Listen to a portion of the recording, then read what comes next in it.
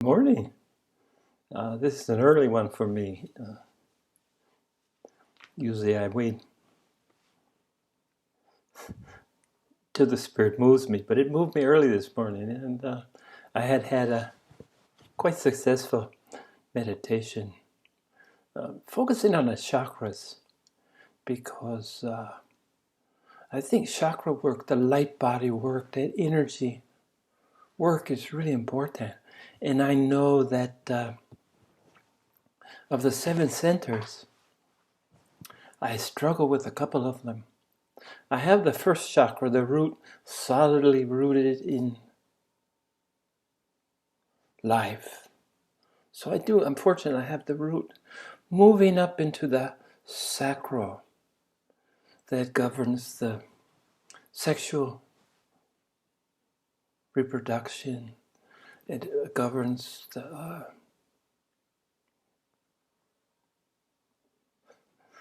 anything to do with a liquid.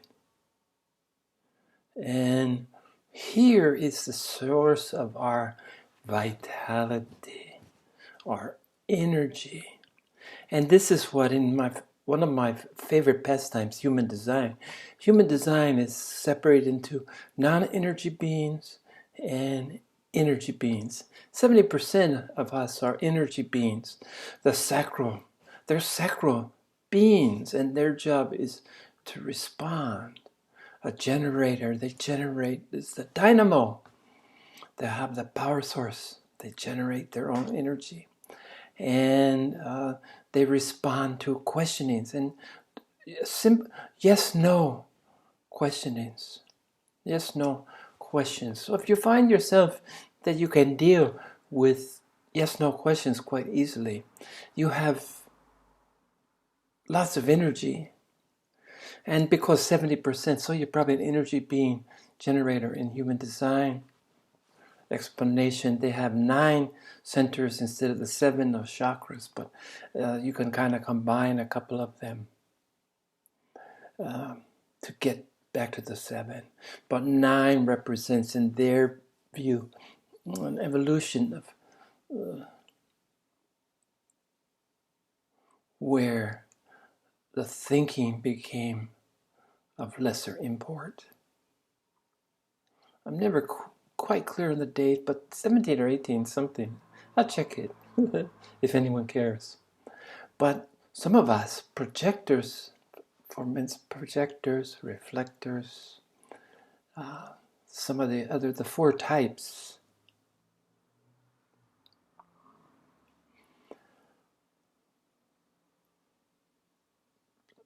So there's 30% of us that are non-energy beings, and I'm certainly one of those. I got 2 to 3 hours of energy a day, and as I'm getting older, I have to ration even that. So a lot of resting, and it fits into my lifestyle, retirement, of contemplation, of time spent in review, evaluation. So it lends itself to the inner focus. Anyway, be that as it may, when I'm meditating, I've been recently listening to some guided meditation through the chakras. This is all elementary to me, and I've been in tune with the chakras for a long time, many, many years, but it has served me to go back and take a look at them. So the sacral, this is the orange color, has to do with intimate relationships, and I've always had problems with intimacy. And it's about trust. To be intimate, you have to trust someone, don't you? And I'm learning in this late stage to trust. But, old habits die hard. And then the solar plexus. This is the yellow color. Solar plexus, the hara is the Japanese, the center where you breathe properly, your diaphragm. If you're breathing properly, watch a baby breathe up and down here. And we should try to. This is a natural breathing pattern, and we should try to replicate it. Now, there's two schools of thought. Some see the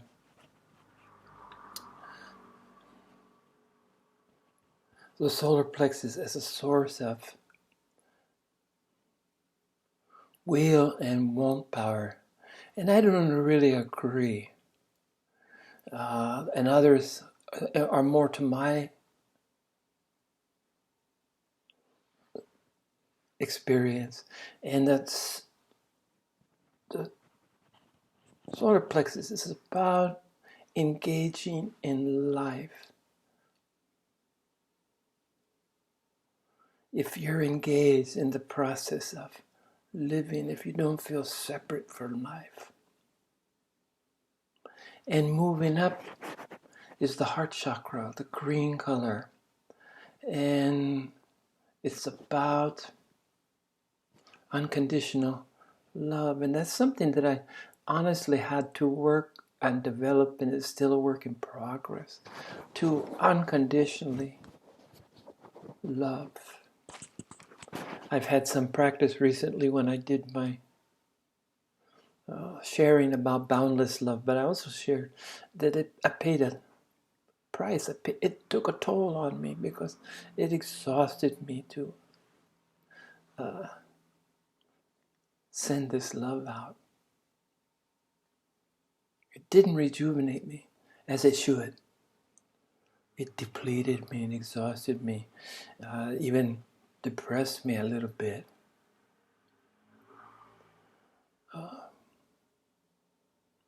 So far I need work on the sacral, the energy,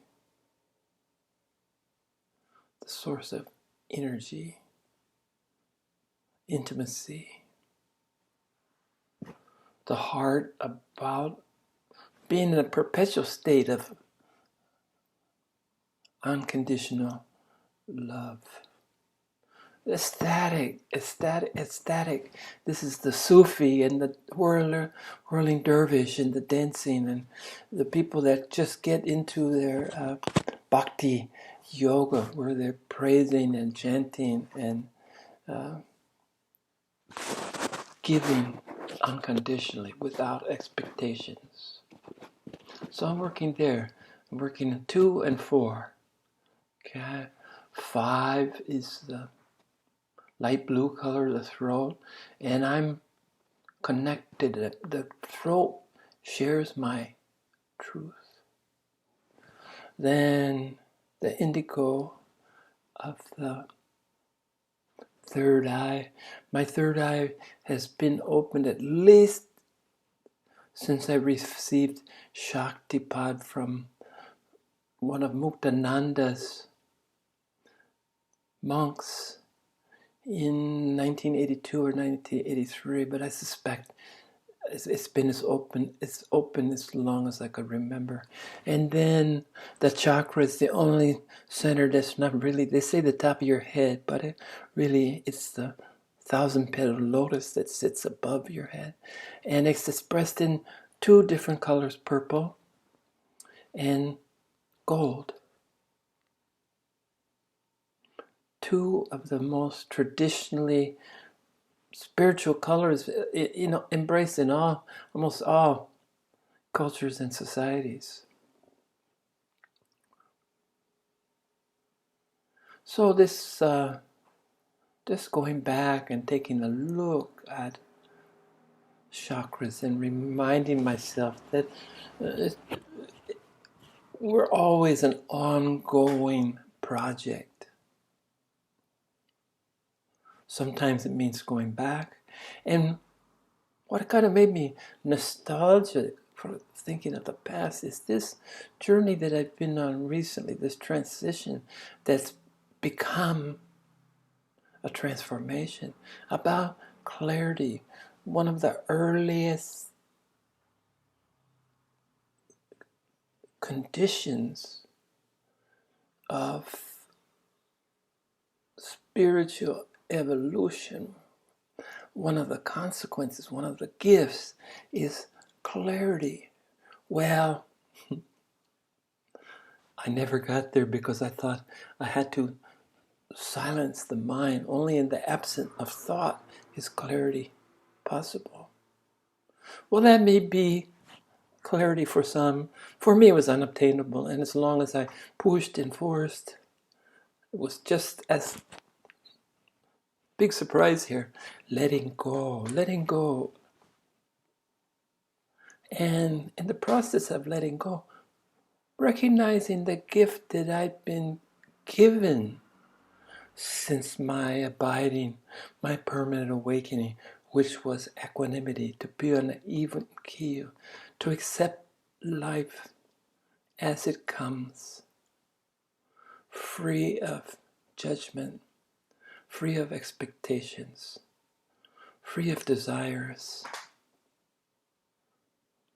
free of evaluating, is this good or bad? Doesn't matter.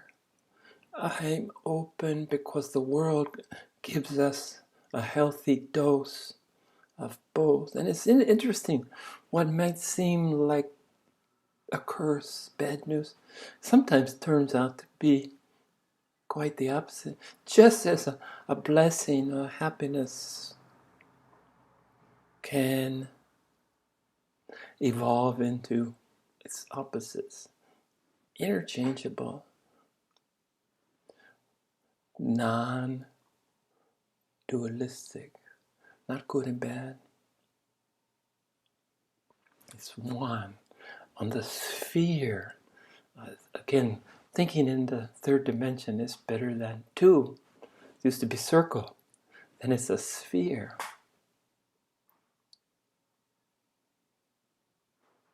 And a sphere that I've come to understand, that's moving in the fourth dimension.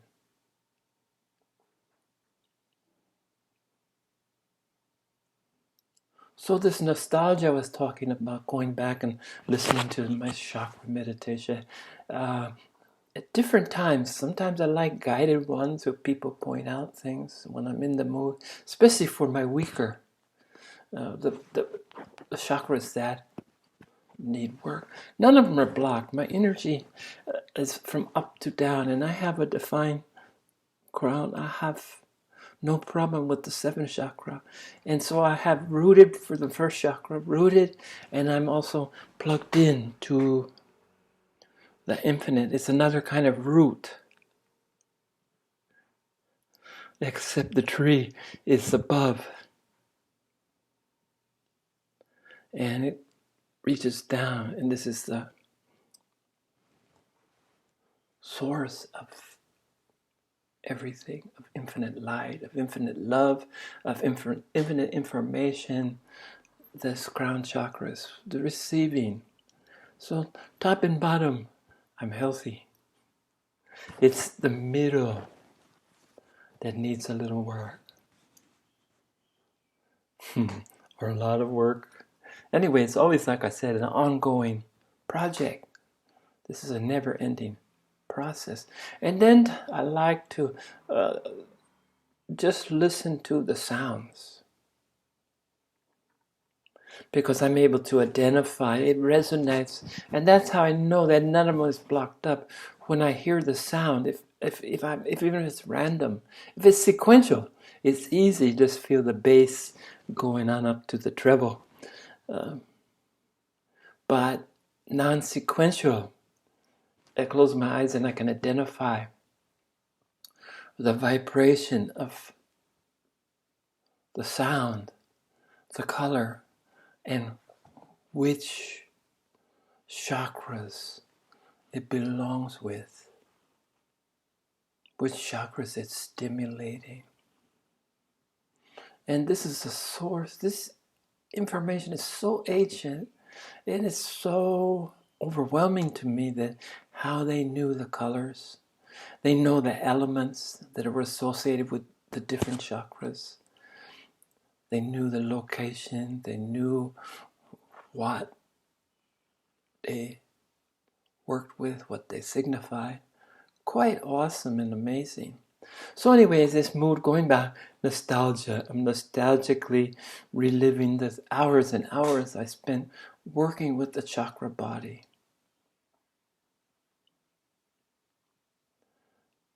The chakras, the wheels, in the different centers in the body. So out of this nostalgia,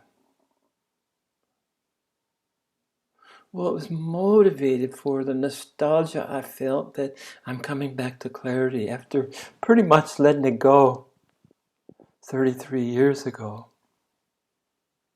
Only now to have it dawn, to have it emerge in into my conscious mind. From the realms of the unconscious to the conscious. And true to form, I had to go through my process, which is eliminating what it isn't. And this is when I really understood everything that I thought it could be. Primarily, I wanted to be a clear thinker.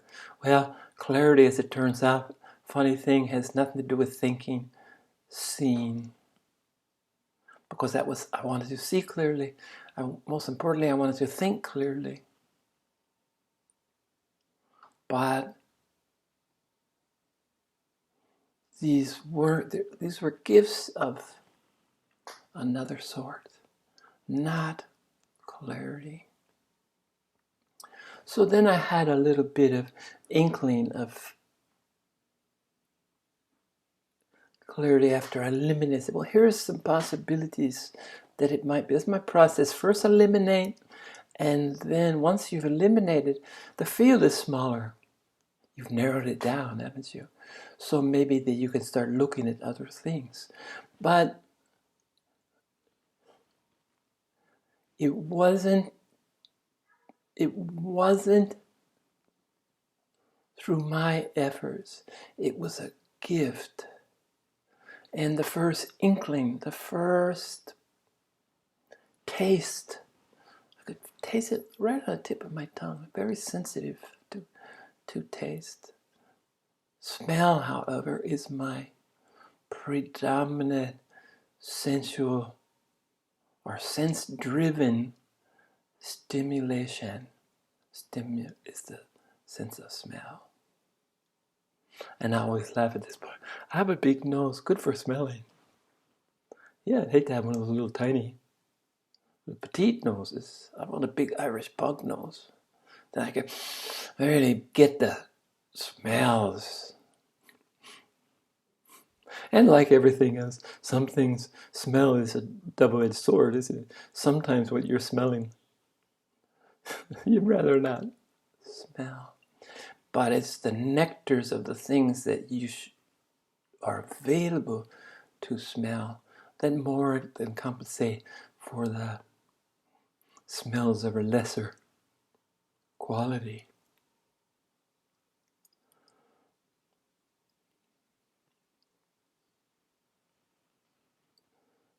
So this taste on the tip of my tongue, I call it hierarchies of importance. Being able to, and this fits in with my process of evaluating, my transition to transformation, using my mind to find, sort, file, and store.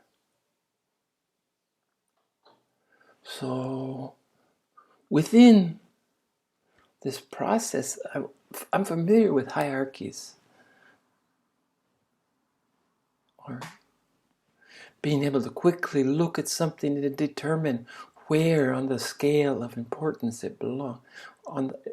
Where was it on the hierarchy of the most beautiful sacred jewels of wisdom are further down in the realms of living life. So, hierarchies. And then, hand in hand, came prioritize. I needed to categorize them, and I needed to prioritize. Where did I need to focus right now? right this moment. Sometimes I need to focus here, and that's when I was talking about the solar plexus. Or I need to focus on the 1,000-petal lotus of the 7th chakra, seen above your head, or any in between. So prioritize. I needed to know at each moment which needed my attention. And life is really interesting. If I wasn't aware that it needed my attention, life would demonstrate to me quite blatantly what I needed to prioritize on. So at this point, I knew I'd been in transition, but at this point I was getting a taste of the transformation. Okay? I'm going to end up from this transition, as all transitions, eventually you end up with a transformation which is life-altering. You're no longer the same. You're forever changed. Forever further evolved on all levels.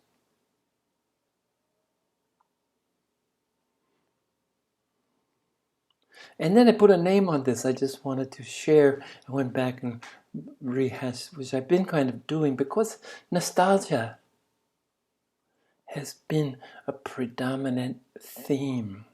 Looking back, usually fondly, because I don't choose to look back on anything in any other state of mind. Even the worst of times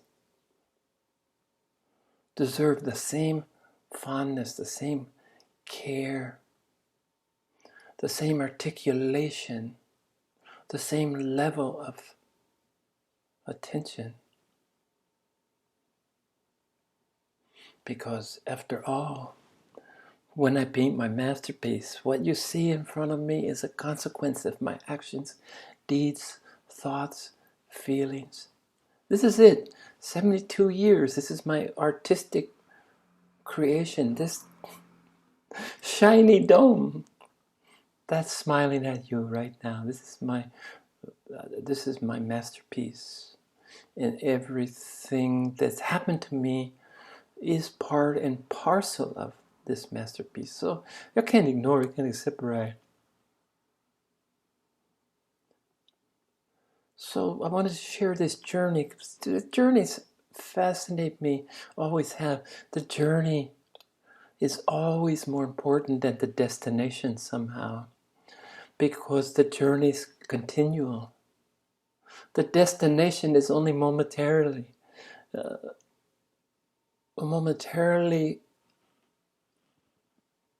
of significance, but the journey definitely continues. So that's where the joy is. So sharing about the journey of clarity.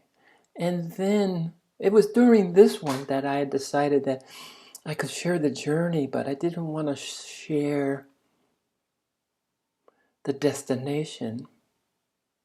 The destination was clarity. I didn't want to share it because I didn't want to influence. I didn't want to interfere with any fun that somebody might be having that's on the same trajectory as I am. Trajectory. Well, I'm fumbling that. Tangent. Target.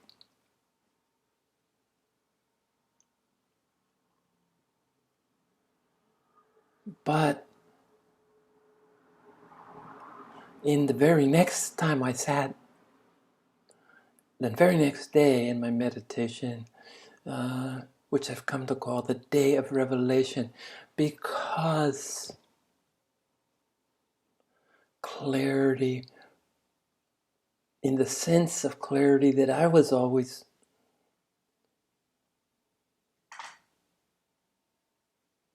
chasing, working towards, was revealed to me in this day of revelation. And at the same time, simultaneously, I got the green flag, the okay to share where this transition, where this transformation has taken me, and how that I'm a transformed, a changed being over the last couple of days. It takes a while to really settle in, to look, to mature in the understanding of what transformation you've just received, the culmination of transition. So on this day of revelation, I not only was gifted to an understanding of clarity, and this understanding fulfilled me in every way. I was made whole in this revelation.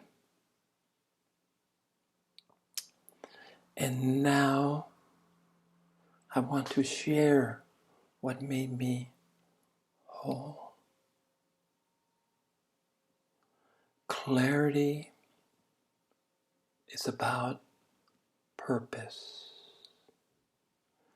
Clarity, as you become clearer and clearer of your purpose, your individual purpose, as it becomes clearer and clearer, when you know your purpose, then you're dwelling in the state of clarity. And interestingly enough, along with this understanding came the realization, kind of startling, like many are, is that I've been in a state of clarity all this time that I was seeking it so rigorously, devoutly, disciplined, spiritual practice of Rinzai Zen.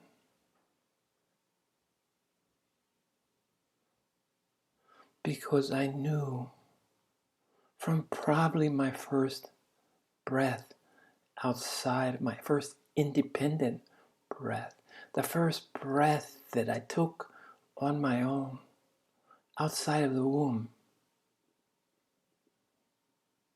I believed that I knew.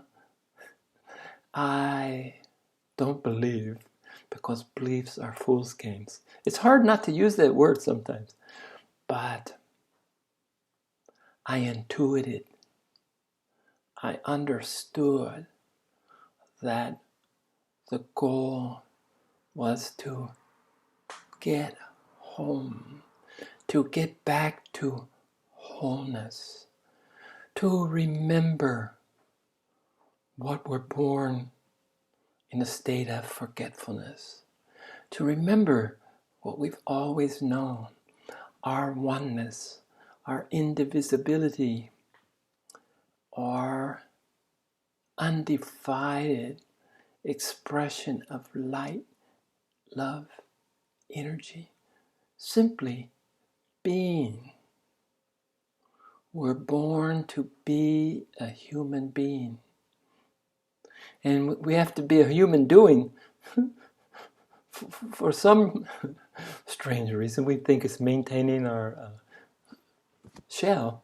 Maintaining, we have to be a human doing. But at some point, we either learn to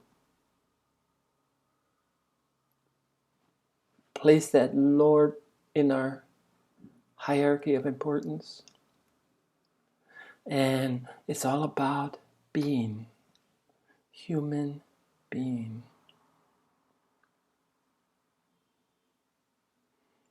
So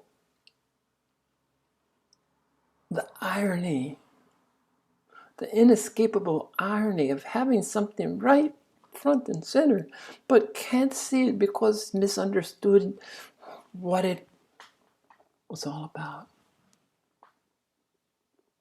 So I've been clear of my journey.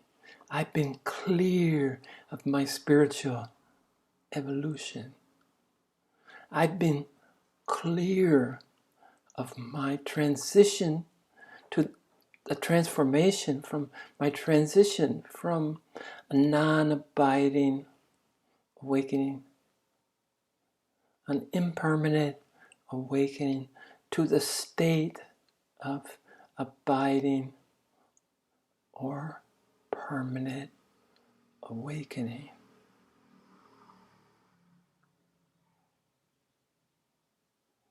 So this is a big one, right?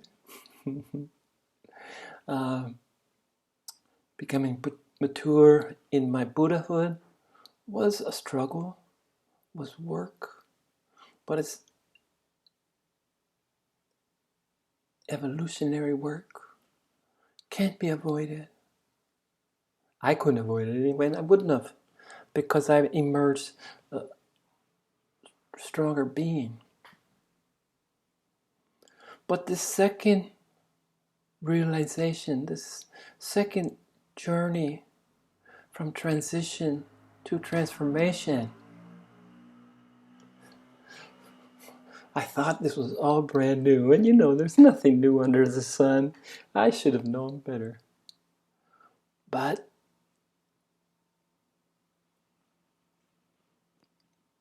seeing, hearing, understanding